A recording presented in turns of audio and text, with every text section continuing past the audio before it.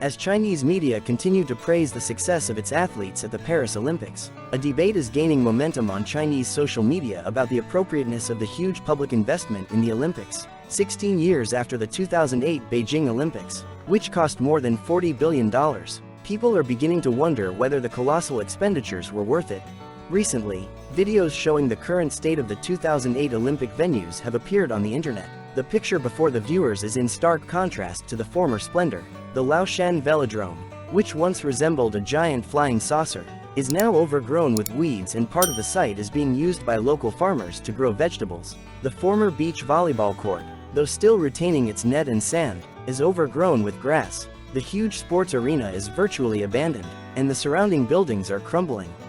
The 5 mascots of the Beijing Olympics, Bei Bei, Jing Jing, Huan Huan, Ying Ying and Ni Ni, which symbolized prosperity, joy, passion, health and luck, look especially sad. Now they stand as abandoned orphans, battered by the elements.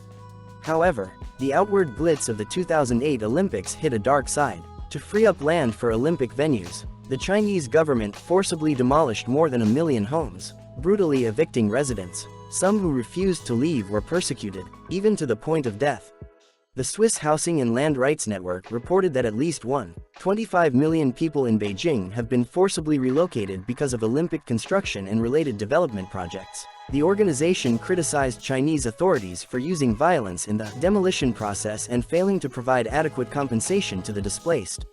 The 2008 Olympics wowed the world with a display of wealth, signaling China's booming economy. Today, however, many foreign companies are leaving the country. The economy is in decline, and the human rights situation has not improved. The enthusiasm that the Chinese people once had for the Olympics has begun to fade. Even though this year's Chinese delegation is represented by an impressive 716-member team, online sentiments about athletes living up to expectations through hard work and sacrificing their youth for the glory of the nation no longer resonate with the Chinese people as much as they used to. In light of the current situation in China, people hope that the authorities will focus more attention on the living standards of the people. Many openly express disinterest in the Paris Olympics and are more concerned about pressing issues such as food safety, delayed retirement, education, employment, healthcare and pensions. The story of 17-year-old Chinese diver Quan Hongchang touched the hearts of many and reflected some of the sad realities of Chinese society. Born into a poor peasant family, Quan did not pursue Olympic victories for glory, but to earn money to pay for her ailing mother's treatment. Her story highlighted the problems of poverty and inequality in China that are often hidden behind the glitz of athletic achievement. The 2008 Beijing Olympics were also remembered for protests by human rights organizations. The Olympic torch relay faced unprecedented obstacles and protests due to Beijing's poor human rights record. Protests continued during the 2022 Winter Olympics when a number of countries refused to send government delegations due to allegations of mistreatment of Uyghurs and other minorities.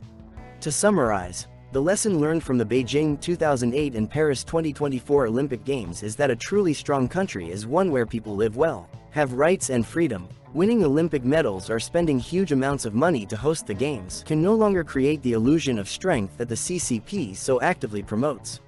Thank you for watching this video to the end. If you enjoyed the content, please give it a like and subscribe to our channel for more interesting content.